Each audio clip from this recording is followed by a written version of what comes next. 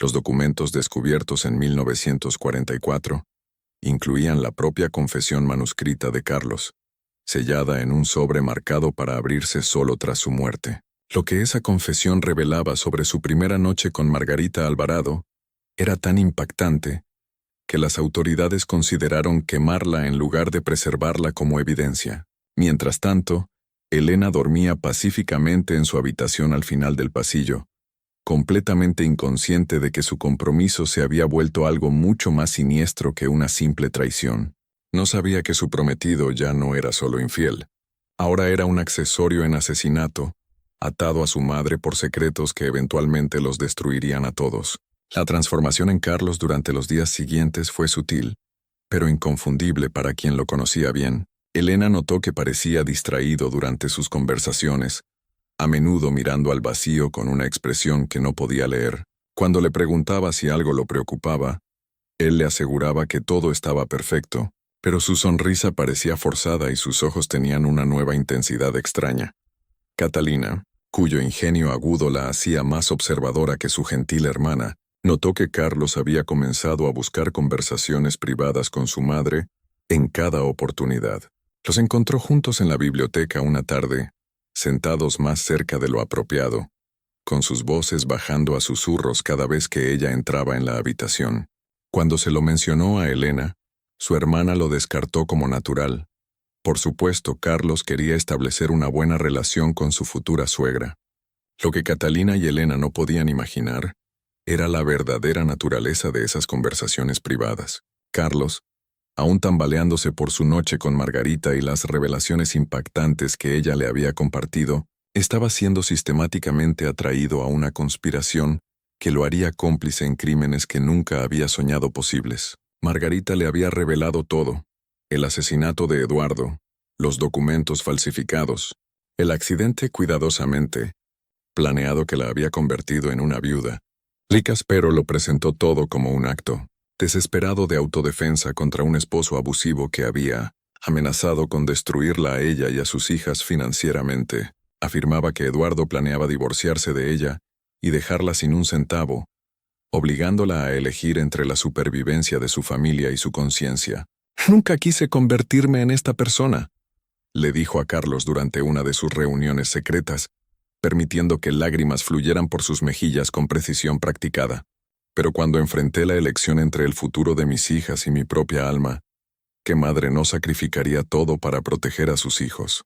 Carlos, ya comprometido por su relación física con Margarita y luchando con la culpa por su traición a Elena, se encontró atraído más profundamente a su red de justificaciones y medias verdades. La versión de Margarita la pintaba como una víctima, forzada a elecciones terribles por circunstancias fuera de su control. Era tan hábil mezclando verdad con manipulación que Carlos comenzó a creer que estaba ayudando a proteger a Elena y Catalina, en lugar de ponerlas en peligro. La primera tarea que Margarita le dio a Carlos parecía inofensiva: usar su expertise legal para revisar los documentos de planificación patrimonial de la familia e identificar vulnerabilidades potenciales que pudieran amenazar su seguridad. Carlos se lanzó a este trabajo con entusiasmo genuino, agradecido de encontrar una forma de contribuir al bienestar familiar que no requiriera examinar demasiado de cerca sus propios compromisos morales. Lo que Carlos descubrió en esos documentos debería haberlo aterrorizado. El patrón era inconfundible una vez que sabía qué buscar. La muerte de Eduardo había sido precedida por una serie de cambios cuidadosos en testamentos, pólizas de seguros y escrituras de propiedades que maximizaban el beneficio de Margarita mientras minimizaban el escrutinio externo. Aún más perturbador, encontró evidencia de patrones similares alrededor de las muertes de otros dos hombres conectados a la familia Alvarado. El primer esposo de Margarita, que había muerto en un accidente de navegación antes de que Carlos naciera, y el antiguo prometido de Elena, Tomás Rivera, que había muerto en un accidente de carruaje solo meses antes de que Carlos comenzara a cortejarla. La muerte de Tomás Rivera era particularmente sospechosa, porque Carlos lo había conocido ligeramente en la universidad. Tomás había sido saludable, atlético y un jinete experimentado que era extremadamente improbable que perdiera el control de su carruaje en un camino familiar con buen clima.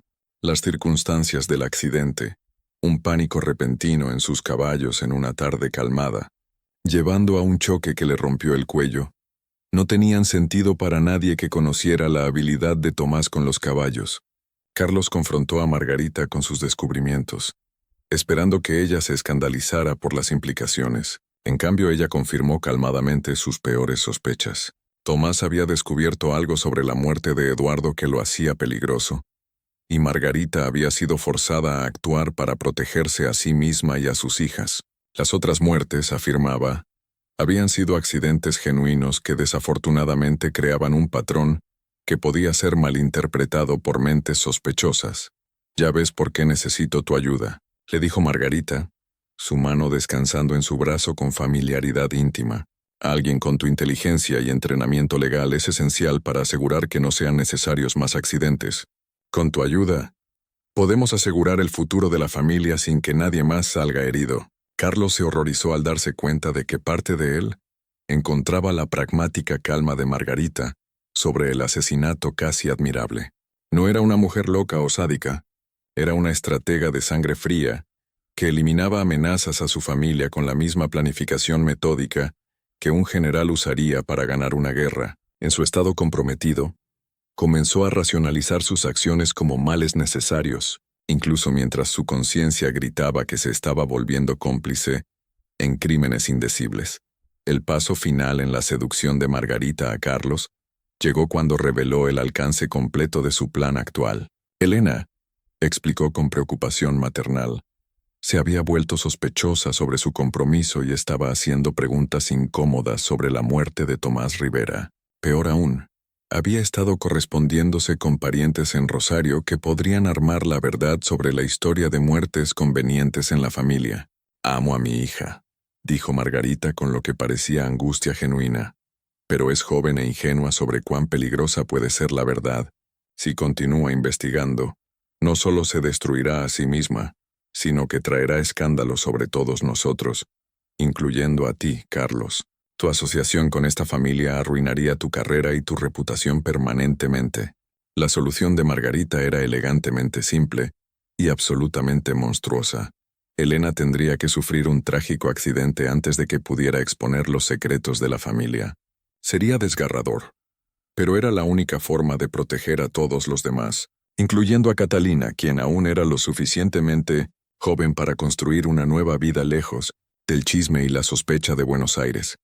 El horror de Carlos ante esta sugerencia debería haberlo impulsado a huir de la mansión Ravencliff inmediatamente y reportar todo a las autoridades. En cambio, se encontró haciendo preguntas prácticas sobre tiempos y métodos, como si estuviera revisando un contrato legal en lugar de planeando el asesinato de su prometida. La transformación estaba completa. Carlos Villalba, quien había llegado a Buenos Aires como un joven honorable planeando casarse por amor, se había convertido en el cómplice voluntario de Margarita Alvarado en un esquema que mataría a la mujer a la que había prometido amar y proteger. La primera sospecha concreta de Elena llegó en una mañana lluviosa a principios de mayo, cuando encontró a Carlos y a su madre examinando una botella de vino en la bodega debajo de la mansión Ravencliff. Estaban parados cerca uno del otro, hablando en susurros urgentes, y cuando notaron su acercamiento, ambos cayeron en silencio con las expresiones culpables de conspiradores atrapados en el acto. «Estábamos seleccionando vino para la cena de esta noche», explicó Margarita con suavidad, aunque Elena notó que ninguno de los dos sostenía la botella ya. «Carlos ha desarrollado un gran aprecio por nuestra bodega». Elena sonrió y aceptó la explicación, pero algo en la escena la perturbó. La botella que habían estado examinando estaba cubierta de polvo, claramente una de las cosechas más antiguas que Margarita reservaba para ocasiones especiales. Más desconcertante, Elena estaba segura de haber visto a Carlos deslizar algo pequeño en el bolsillo de su chaqueta justo antes de que ella apareciera. Esa noche en la cena, Elena prestó más atención a las interacciones entre su madre y su prometido. Notó cómo los dedos de Margarita se demoraban al pasarle la sal a Carlos, cómo sus ojos se encontraban con comprensión al discutir temas aparentemente inocentes, cómo Carlos parecía pendiente de cada palabra de Margarita, con una intensidad que iba mucho más allá del interés cortés. Esa noche, Mientras estaban juntos en la terraza, Margarita hizo su primer movimiento. Fue sutil. Una mano colocada en su brazo para enfatizar un punto. Una risa que duraba un momento de más. Un cumplido sobre su inteligencia que venía con una mirada que hablaba de una apreciación más profunda. Carlos, ya confundido por la intimidad inusual de su conversación y los efectos del coñac drogado, se encontró respondiendo a pesar de su mejor juicio. «No eres en absoluto lo que esperaba», admitió con la voz ligeramente arrastrada. «Cuando Elena describió a su madre, me imaginé a alguien diferente, más convencional. ¿Y qué piensas de mí ahora?», preguntó Margarita, sus ojos grises fijos en los de él con una intensidad que aceleraba su pulso. Carlos luchó por encontrar palabras apropiadas, pero el coñac y la proximidad de Margarita hacían imposible pensar con claridad. «Pienso», dijo lentamente, «que Elena es muy afortunada de haber aprendido gracia e inteligencia de una mujer tan notable. Era exactamente la abertura que Margarita había estado esperando». Se acercó más, lo suficiente para que su aliento calentara su cuello mientras susurraba. «Algunas lecciones solo se aprenden a través de la experiencia, Carlos. Algunas formas de educación requieren un enfoque más personal. La seducción no ocurrió esa noche. Margarita era demasiado astuta para apresurar una operación tan delicada. En cambio, plantó semillas de deseo y confusión que crecerían en los días siguientes. Se retiró justo cuando Carlos parecía listo para cruzar una línea que no podría deshacer, dejándolo frustrado y culpable, inseguro de qué había casi sucedido, o por qué sentía una atracción tan fuerte hacia la madre de su prometida. Elena, practicando el piano en la sala de música, solo oyó el murmullo de voces desde la terraza y asumió que su madre y Carlos discutían detalles de la boda. Catalina, leyendo en la biblioteca, notó que Carlos parecía agitado al regresar adentro, pero lo atribuyó a nervios previos a la boda. Los sirvientes, bien entrenados para ser invisibles y sordos a las conversaciones privadas de sus empleadores, no observaron nada que no se esperara en una casa preparándose para una boda de sociedad. Pero la doncella de Margarita, Sarah Connolly, una mujer irlandesa de ojos agudos que había servido a la familia por 15 años, notó algo que la perturbó profundamente.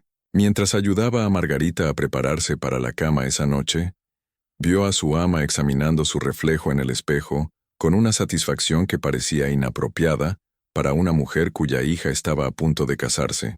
«Parece complacida con la velada, señora», se aventuró Sarah con cuidado. Margarita sonrió, pero no era la expresión cálida de una madre feliz. Era la sonrisa fría y calculadora de un depredador que había identificado exitosamente a su presa. «Sí, Sarah», respondió, cepillando su cabello con trazos lentos y deliberados.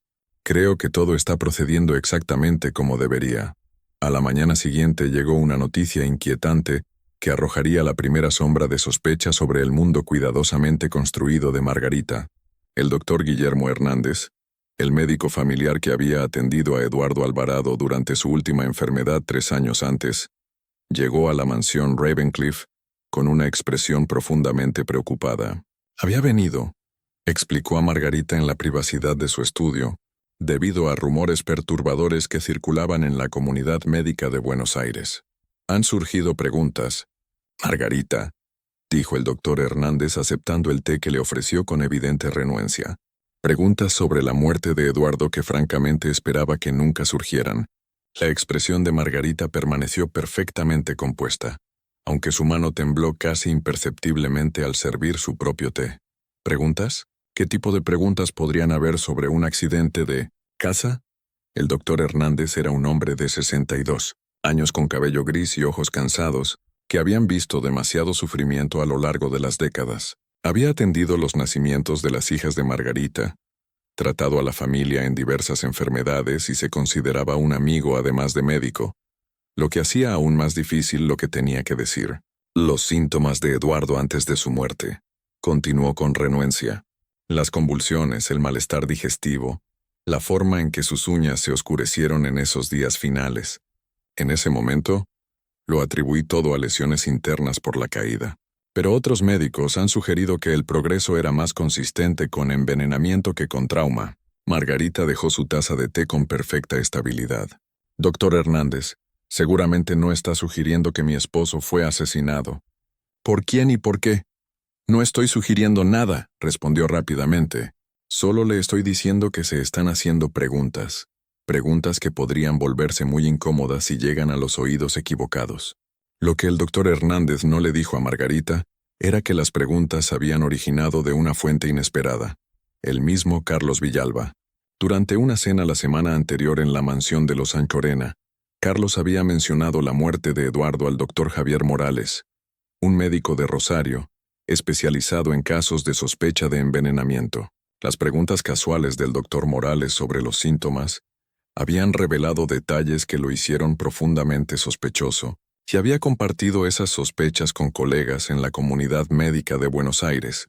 El interés de Carlos en la muerte de Eduardo no había surgido de sospechas, sino de su entrenamiento legal. Había estado revisando los documentos financieros de la familia, Alvarado en preparación, para los contratos matrimoniales y había notado varias irregularidades en el momento de los cambios en el testamento de Eduardo y las pólizas de seguros Eduardo. Había hecho modificaciones sustanciales en su planificación patrimonial en los meses previos a su muerte, cambios que favorecían fuertemente a Margarita y le daban un control sin precedentes sobre las finanzas familiares. Margarita agradeció al doctor Hernández por su preocupación y le aseguró que daba la bienvenida a cualquier investigación que pudiera poner fin a tales rumores terribles. Pero después de que él se fue, se sentó sola en su estudio por casi una hora, mirando por la ventana hacia el Río de la Plata y calculando sus opciones. Siempre había sabido que este momento podría llegar. Siempre se había preparado para la posibilidad de que la muerte de Eduardo atrajera atención no deseada. Lo que no esperaba era que la amenaza viniera del mismo Carlos. Esa noche, Margarita tomó una decisión que la transformaría de una mujer que había matado una vez por desesperación en algo mucho más peligroso. No solo sobreviviría a la investigación sobre la muerte de Eduardo, la usaría para eliminar permanentemente toda amenaza a su seguridad. Las indagaciones sospechosas de Carlos lo habían revelado como más peligroso de lo que ella inicialmente pensó, pero también le habían mostrado exactamente cómo convertir ese peligro en su ventaja. El plan que comenzó a formarse en la mente de Margarita era audaz en su osadía y horroroso en sus implicaciones. Seduciría a Carlos, no solo para robárselo a Elena, sino para hacerlo cómplice en un esquema que aseguraría la fortuna a Alvarado para siempre. Usaría su expertise legal para ayudarla a crear la serie perfecta de accidentes que eliminarían a todos los que representaran una amenaza para su secreto, incluyendo a sus propias hijas si fuera necesario. Pero primero, necesitaba asegurar la completa cooperación de Carlos, y sabía exactamente cómo lograrlo. Tarde esa noche, mientras el hogar dormía, Margarita se dirigió a la habitación de huéspedes de Carlos. Había drogado su coñac vespertino con más fuerza de lo usual, asegurándose de que estuviera en un estado de arousal confuso cuando ella llegara. Lo que ocurrió en esa habitación durante las horas siguientes lo ataría a ella de maneras que harían imposible retroceder. La mansión de los Alvarado aún se erige hoy en la avenida Alvear, aunque los locales evitan pronunciar su nombre en voz alta.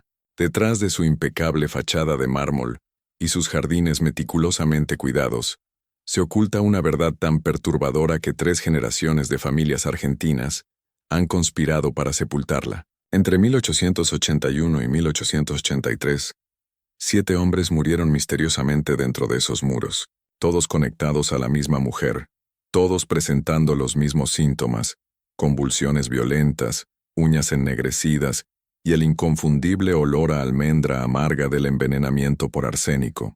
Lo que hace este caso verdaderamente aterrador no es solo la naturaleza metódica de estos asesinatos, sino la revelación que surgió décadas después de un sótano sellado en un tribunal. La asesina fue ayudada por los propios familiares de sus víctimas, incluyendo a las mismas personas a las que estaba envenenando.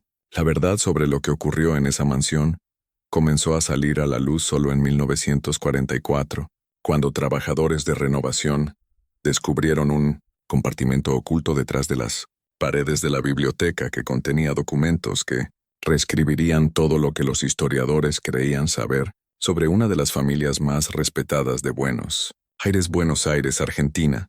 En la primavera de 1881, era una ciudad atrapada entre 2 mundos. Mientras el país se recuperaba de guerras internas y se abría al comercio internacional, la élite de Buenos Aires vivía en un lujo sin precedentes. Fortunas masivas construidas en exportaciones de lana, carne y granos habían transformado esta ciudad portuaria en el patio de juegos de los adinerados de América del Sur. Las famosas residencias de verano, palacios que rivalizaban con los europeos, se alineaban en la avenida Alvear como monumentos al capitalismo argentino. Entre estas maravillas arquitectónicas se encontraba la mansión Ravencliff, el imponente hogar de 40 habitaciones de la familia Alvarado, construida en 1867 con mármol italiano, cristal francés y caoba importada del Amazonas, representaba todo a lo que aspiraba la aristocracia argentina. La casa dominaba una vista impresionante del Río de la Plata, con sus ventanas reflejando el sol matutino como ojos dorados vigilando la costa. Margarita Alvarado, a los 47 años, era considerada una de las matriarcas más formidables de Buenos Aires.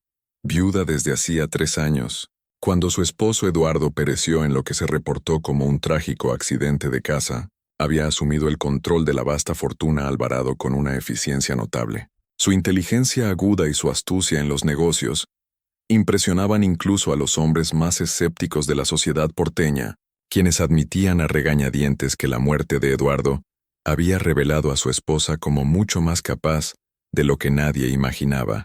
Quienes conocían a Margarita la describían como una mujer de presencia impactante, más que de belleza convencional, alta y esbelta, con ojos grises como el acero que parecían calcular el valor de todo lo que observaban. Poseía una capacidad casi hipnótica para dominar cualquier habitación. Su cabello oscuro, ahora salpicado de plata prematura, siempre estaba arreglado a la última moda. Vestía con elegancia pero con conservadurismo, prefiriendo azules profundos y negros que acentuaban su tez pálida y le daban un aire de luto perpetuo que los hombres encontraban tanto misterioso como atractivo. Las hijas de Margarita representaban el futuro, que ella estaba decidida a asegurar. Elena, de 23 años, era todo lo que una joven dama de buena cuna debía ser. Hermosa, talentosa y dotada de un temperamento gentil que la hacía popular entre los solteros elegibles de Buenos Aires. Su hermana menor, Catalina, de 21 años, poseía una naturaleza más vivaz y un ingenio agudo que a veces preocupaba a su madre, quien prefería hijas obedientes a pensadoras independientes. La fortuna Alvarado era sustancial pero no ilimitada. Eduardo había hecho varias inversiones fallidas antes de su muerte, y las tensiones económicas en el país amenazaban con interrumpir las rutas comerciales que proveían gran parte de los ingresos familiares. Margarita entendía que los matrimonios de sus hijas determinarían no solo sus futuros, sino la supervivencia de la posición familiar en la sociedad.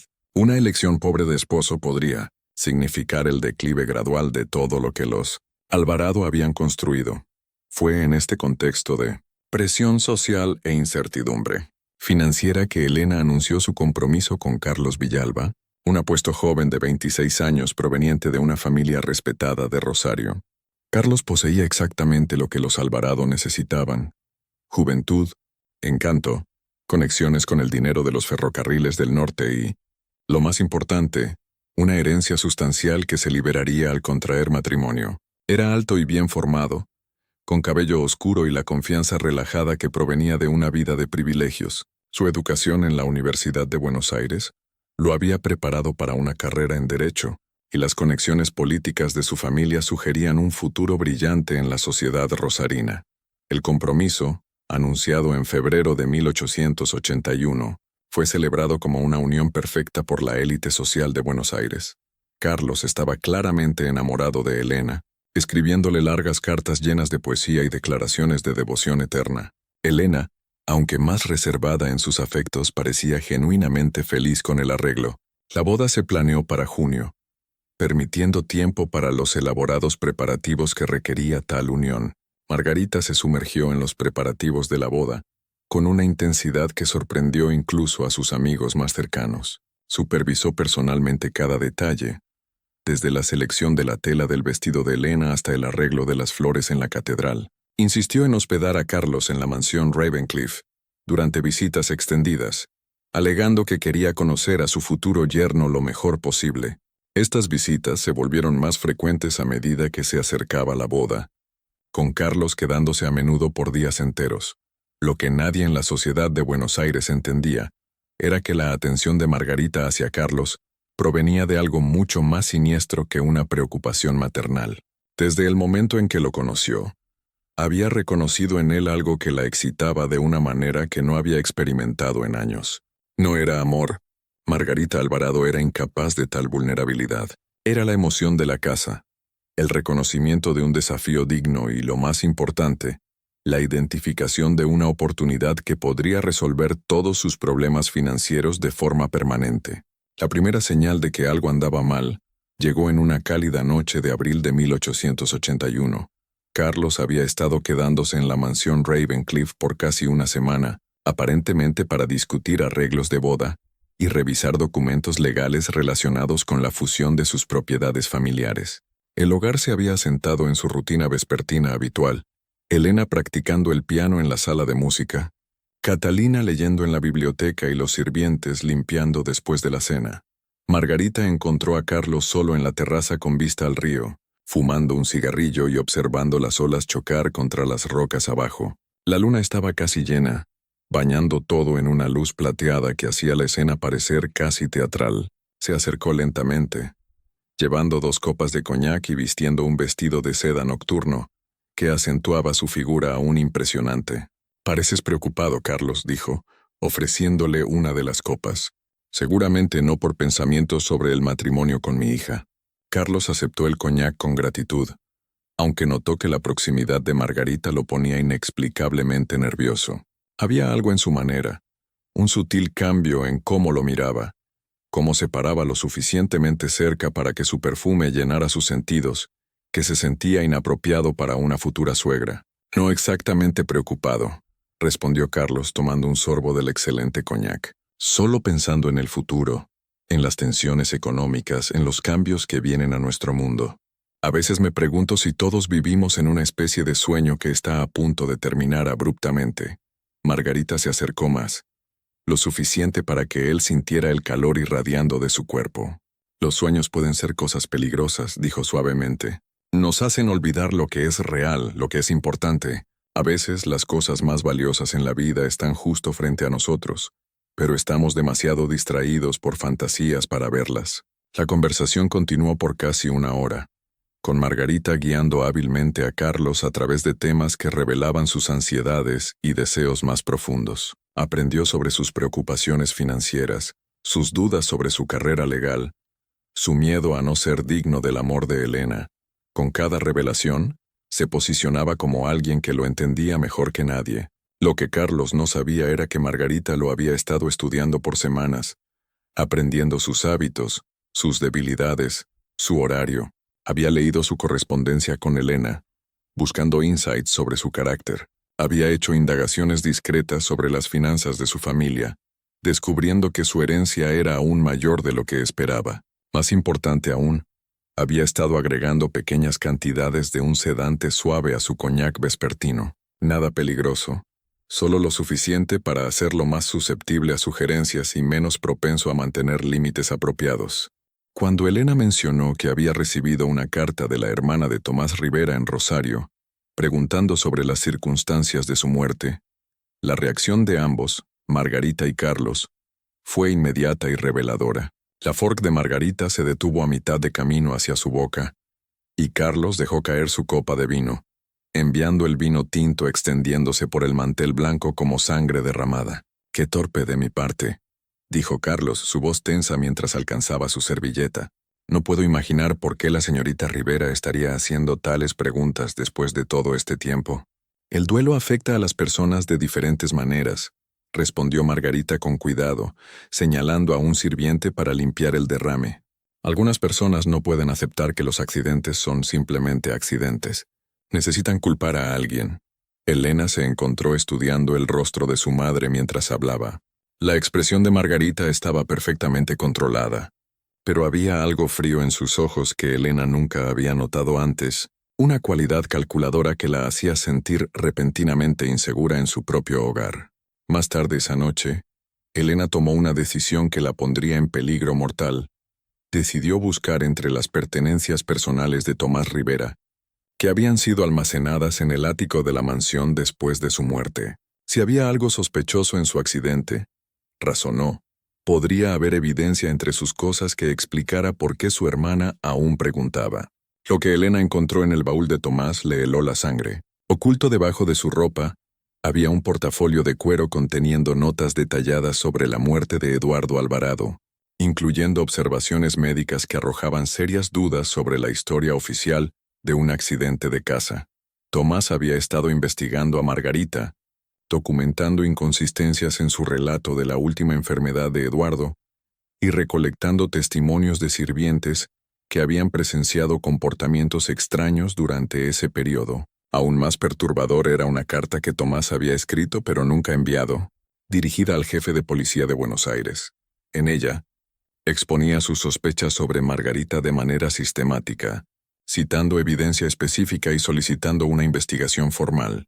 La carta estaba fechada solo 3 días antes de su propia muerte. Elena se sentó en el ático polvoriento, rodeada de las pertenencias de Tomás, y se dio cuenta de que el hombre con quien casi se había casado había muerto porque había descubierto la verdad sobre el asesinato de su padre. Peor aún, ahora entendía que su compromiso actual estaba de alguna manera conectado al mismo patrón mortal. El comportamiento extraño de Carlos, sus conversaciones secretas con Margarita, la forma en que ambos habían reaccionado ante las indagaciones de la hermana de Tomás, todo apuntaba a una conspiración que ponía a Elena en terrible peligro. El sonido de pasos en las escaleras del ático envió hielo a las venas de Elena. Rápidamente ocultó el portafolio de Tomás bajo su falda y fingió examinar su ropa con tristeza nostálgica, pero su corazón latía tan fuerte que estaba segura de que quien venía podía oírlo.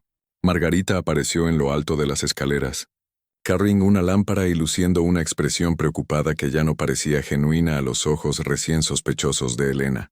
«Querida, ¿qué haces aquí tan tarde?», le preguntó Margarita, su voz gentil pero sus ojos agudos mientras inspeccionaba el contenido esparcido del baúl de Tomás. «Seguramente no es saludable obsesionarse con recuerdos tan tristes». «Solo estaba recordando», respondió Elena, luchando por mantener su voz estable. «La carta de la señorita Rivera me hizo pensar en él. Pensé que quizás hubiera algo entre sus cosas que pudiera consolarla». Margarita se acercó, y Elena captó un olfato de su perfume mezclado con algo más.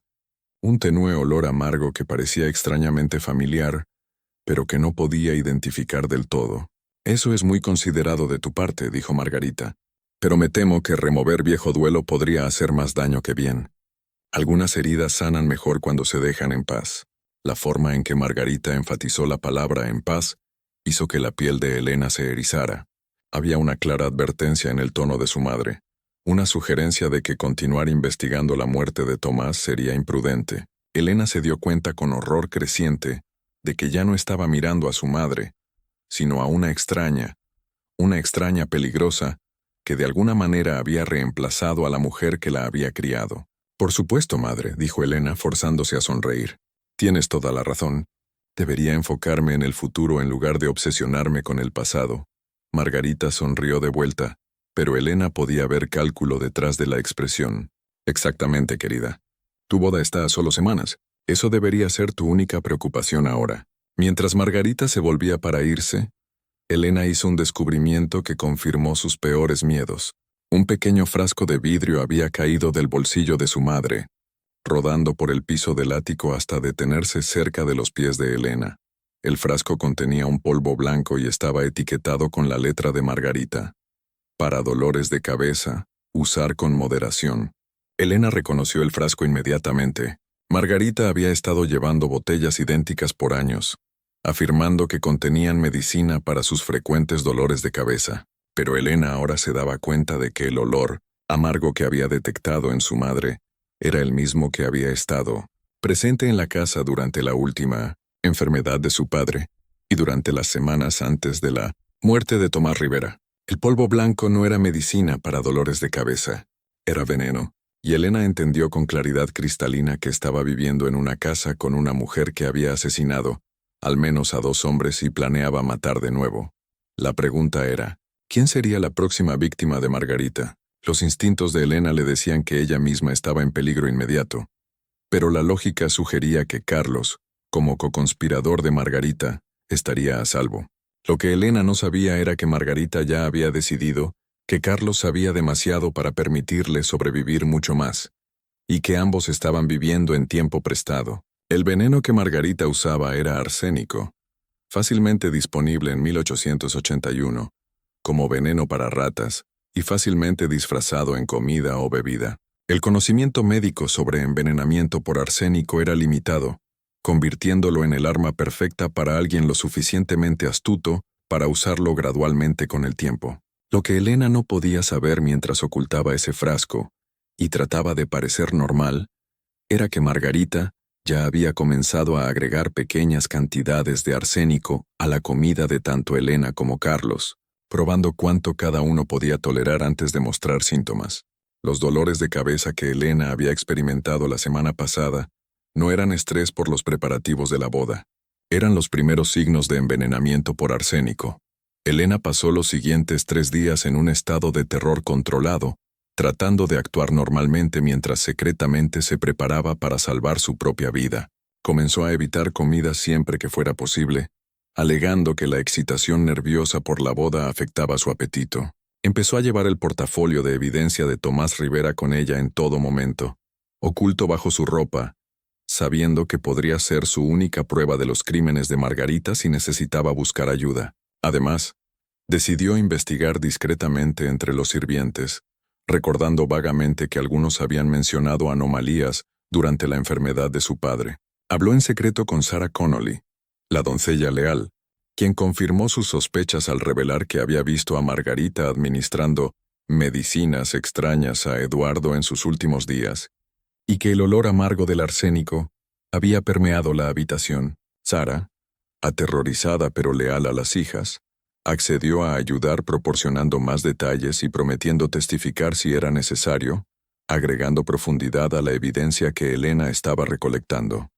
La confrontación llegó en la noche del 15 de mayo de 1881, exactamente un mes antes de la boda programada de Elena. Había descubierto a Margarita y Carlos en la bodega de nuevo, pero esta vez se había ocultado en las escaleras y escuchado toda su conversación. Lo que oyó confirmó sus peores miedos y reveló el alcance completo de su conspiración asesina.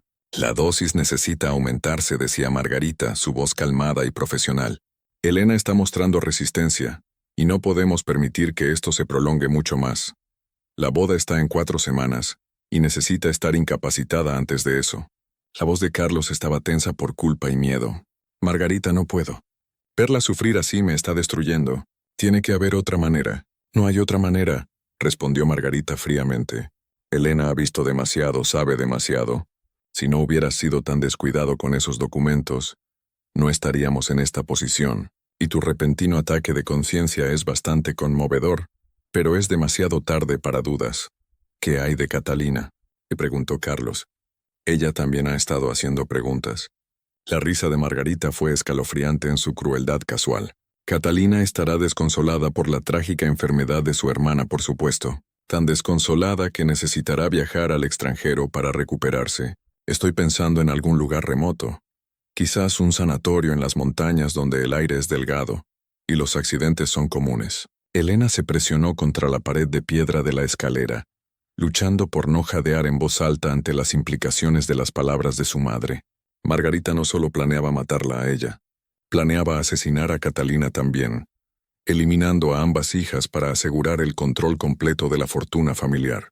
Y después, la voz de Carlos era apenas un susurro. Después de que Elena y Catalina se hayan ido, ¿qué pasa con nosotros? Margarita se acercó a Carlos, y Elena pudo oír el roce de la seda mientras el vestido de su madre lo rozaba. Seremos libres, Carlos. Libres para estar juntos. Libres para disfrutar la vida que hemos creado. Piénsalo. Toda la sociedad de Buenos Aires creyendo que encontramos consuelo el uno en el otro después de perder a la pobre Elena. Es casi romántico. Lo que Margarita no le dijo a Carlos era que ya había decidido que él sería su próxima víctima, después de la muerte de Catalina.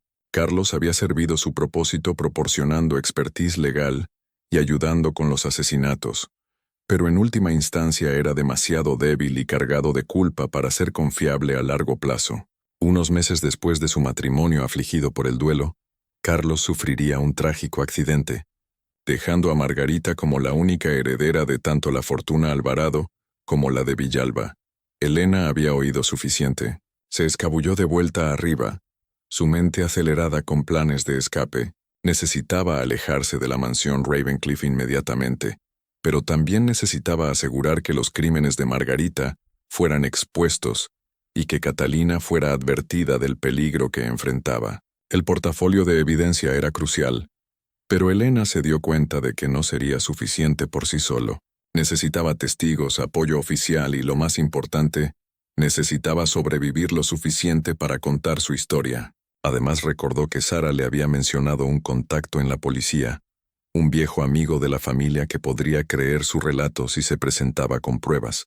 Decidió enviar una nota anónima a ese oficial antes de huir, plantando la semilla de una investigación que podría respaldar su escape. El sonido de pasos subiendo desde la bodega la impulsó a la acción. Se apresuró a su habitación y rápidamente empacó una pequeña bolsa con artículos esenciales, incluyendo el portafolio de evidencia de Tomás Rivera. Escribió una breve nota a Catalina, advirtiéndole a su hermana sobre los planes de Margarita y suplicándole que huyera de la casa inmediatamente.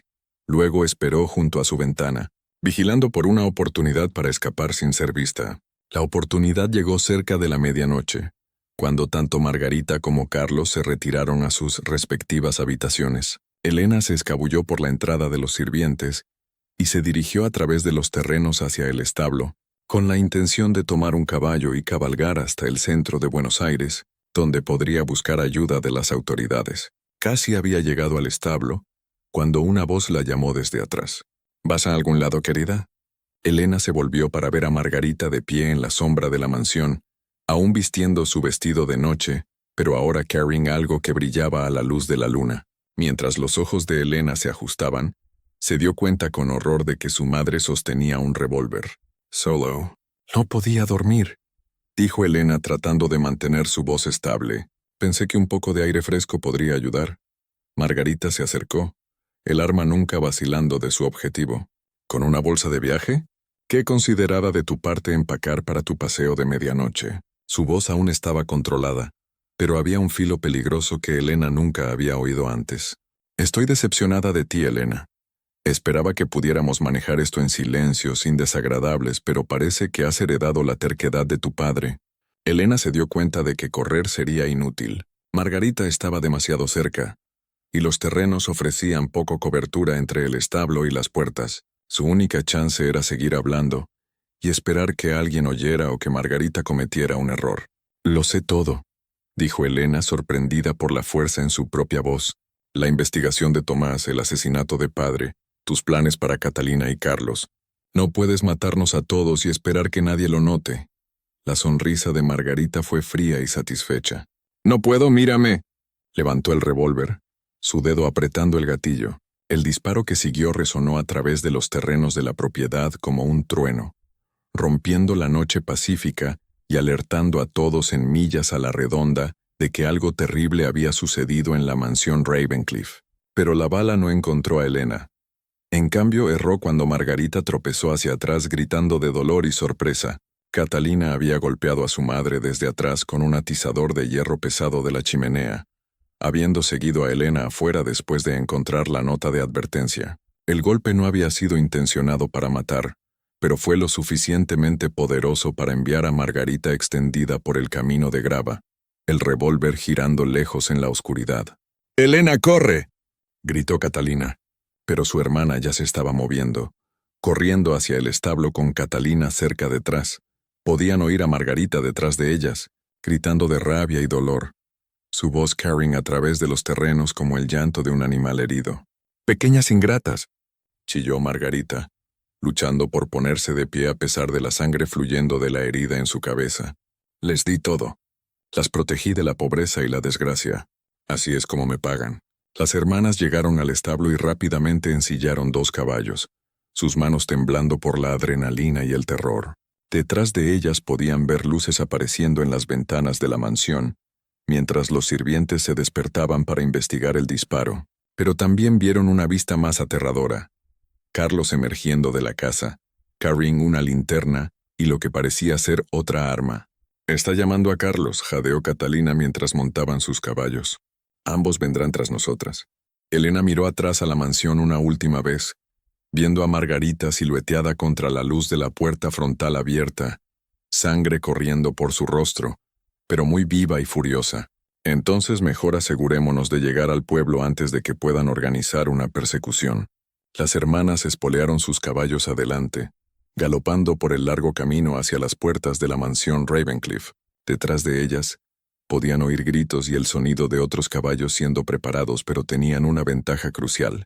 El viaje al centro de Buenos Aires tomaría 20 minutos a galope completo. Si podían mantener su liderazgo, podrían alcanzar la seguridad antes de que Margarita y Carlos las atraparan. Mientras cabalgaban a través del campo iluminado por la luna, Elena sacó el portafolio de evidencia de Tomás Rivera de su bolsa y se lo pasó a Catalina. «Si algo me pasa», gritó sobre el trueno de los cascos, «asegúrate de que esto llegue a las autoridades. Contiene prueba de todo. El asesinato de padre, la investigación de Tomás, todo». Catalina tomó el portafolio, su rostro sombrío con determinación. «Nada nos va a pasar a ninguna de las dos», respondió. «Vamos a sobrevivir a esto y vamos a ver a Margarita colgar por lo que ha hecho». Pero incluso mientras decía esas palabras valientes, Catalina podía ver jinetes detrás de ellas en la distancia, ganando terreno rápidamente. Margarita y Carlos habían organizado su persecución más rápido de lo que las hermanas habían esperado, y sus caballos más frescos estaban cerrando la brecha lentamente. Durante la persecución, las hermanas se encontraron con obstáculos inesperados. Un puente estrecho sobre un arroyo que las obligó a reducir la velocidad, y un tramo de camino embarrado por la lluvia reciente que hizo que sus caballos resbalaran. Detrás, oían los gritos de Margarita jurando venganza y prometiendo que no escaparían. Carlos, montado en un caballo más rápido, se acercaba peligrosamente, gritando súplicas mixtas con amenazas, revelando su conflicto interno pero sin detener su avance. La persecución terminó en la plaza central de Buenos Aires, donde la llegada desesperada de Elena y Catalina a galope completo, gritando por ayuda, despertó a medio pueblo y trajo al comisario nocturno corriendo desde su puesto. La historia de las hermanas era tan salvaje, tan imposible de creer, que en circunstancias normales podrían haber sido descartadas como jóvenes histéricas, sufriendo de nervios previos a la boda. Pero el portafolio de evidencia de Tomás Rivera, combinado con el conocimiento detallado de las hermanas sobre los crímenes de Margarita y la llegada dramática de Margarita y Carlos en persecución, convencieron a las autoridades de tomar acción inmediata. El doctor Hernández, convocado de su cama para examinar la evidencia, confirmó que las observaciones médicas en las notas de Tomás eran consistentes con envenenamiento por arsénico y que él había albergado sospechas similares sobre la muerte de Eduardo Alvarado. El arresto de Margarita llegó al amanecer del 16 de mayo de 1881, mientras se sentaba en la sala de estar de la mansión Ravencliff, sorbiendo té con calma y actuando como si nada inusual hubiera sucedido. Cuando fue confrontada con la evidencia en su contra, mantuvo su inocencia con tal dignidad convincente que algunos observadores comenzaron a dudar de las acusaciones. Solo cuando se encontró arsénico oculto por toda la casa, en su dormitorio, la cocina, incluso cosido en el forro de su abrigo favorito, su fachada finalmente se quebró. Además, las autoridades descubrieron diarios ocultos de Margarita que detallaban sus planes con precisión fría, revelando no solo los asesinatos conocidos, sino insinuaciones de otras víctimas en el pasado, como un socio comercial de Eduardo que había muerto misteriosamente años antes, extendiendo el alcance de su red criminal.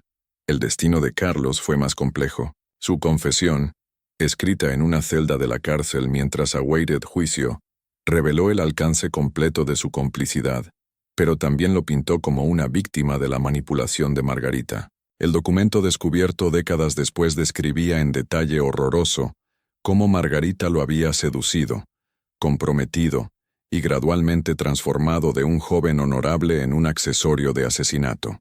Creía que estaba protegiendo a Elena, escribió Carlos en su confesión, Margarita me convenció de que el silencio era la única forma de mantener a Elena y Catalina a salvo, que la exposición las destruiría tan seguramente como la verdad me destruiría a mí. Para cuando entendí que Margarita pretendía matar a Elena de todos modos, estaba tan profundo en su red de mentiras y crímenes que el escape parecía imposible. Me digo a mí mismo que habría encontrado el coraje para resistir eventualmente, pero en mis momentos más oscuros, sé que la cobardía y el deseo me hicieron su cómplice voluntario. El juicio de Margarita Alvarado se convirtió en uno de los casos más sensacionales en la historia legal de Argentina. La élite social de Buenos Aires fue sacudida por revelaciones sobre la respetable viuda que había asesinado sistemáticamente su camino hacia la riqueza y la seguridad. Periódicos a través de América del Sur cubrieron cada detalle, desde la conducta fría de Margarita en la corte hasta el testimonio dramático de sus propias hijas. Durante el juicio, surgieron testigos adicionales, sirvientes que habían sido silenciados por miedo, como Sara Connolly, quien testificó sobre haber visto a Margarita preparar mezclas sospechosas, y un boticario local que confirmó ventas frecuentes de arsénico a la familia. Margarita nunca admitió culpa, manteniendo hasta el final que era víctima de una conspiración orquestada por hijos ingratos y fiscales ambiciosos, buscando hacer sus reputaciones. Afirmaba que la muerte de Eduardo había sido un accidente genuino, que Tomás Rivera había muerto en un desafortunado accidente de carruaje, y que sus hijas habían fabricado evidencia por codicia por su herencia. Pero la evidencia física era abrumadora. Se encontró arsénico en muestras de cabello tomadas del cuerpo exhumado de Eduardo. El cuerpo de Tomás Rivera, al ser examinado, mostró claros signos de envenenamiento por arsénico que habían sido pasados por alto en la investigación original. Lo más condenatorio de todo, el examen médico de Elena reveló niveles significativos de arsénico en su sistema, probando que Margarita había estado envenenando lentamente a su propia hija. Carlos recibió una sentencia de 20 años en prisión por su rol en la conspiración, aunque sirvió solo 12 antes de morir de tuberculosis en su celda. Su carta final, escrita a Elena justo antes de su muerte, suplicaba su perdón y expresaba su esperanza de que ella hubiera encontrado la felicidad que su debilidad casi había destruido. Margarita Alvarado fue sentenciada a muerte por ahorcamiento, convirtiéndola en una de las pocas mujeres en recibir castigo capital en Argentina.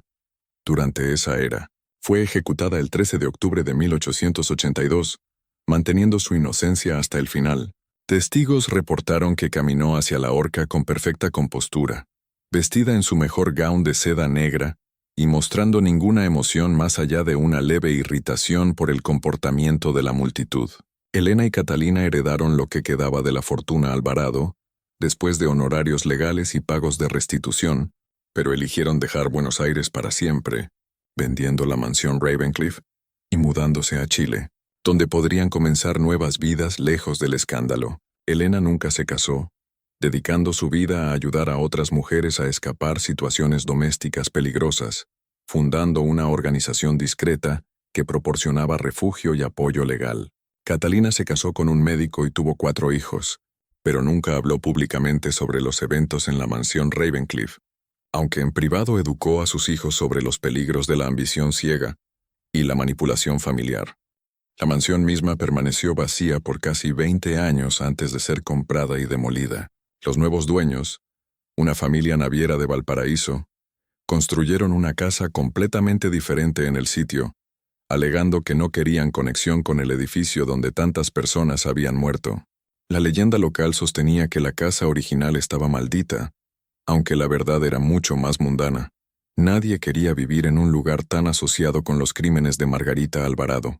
El caso de Margarita Alvarado plantea preguntas perturbadoras sobre cuántos crímenes similares podrían haber pasado desapercibidos en una era cuando las mujeres eran consideradas incapaces de tal violencia calculada y cuando el conocimiento médico sobre envenenamiento era limitado. ¿Cuántas madres amorosas y esposas devotas podrían haber estado ocultando secretos similares detrás de fachadas de respetabilidad y posición social? La verdad sobre Margarita Alvarado y el círculo de envenenamientos de Buenos Aires permaneció enterrada por más de 60 años, conocida solo por las familias directamente afectadas y unos pocos profesionales legales que mantuvieron los registros sellados. Fue solo cuando esas renovaciones de 1944 descubrieron los documentos ocultos que los historiadores comenzaron a armar el alcance completo de sus crímenes. Incluso hoy, algunos detalles permanecen misterios.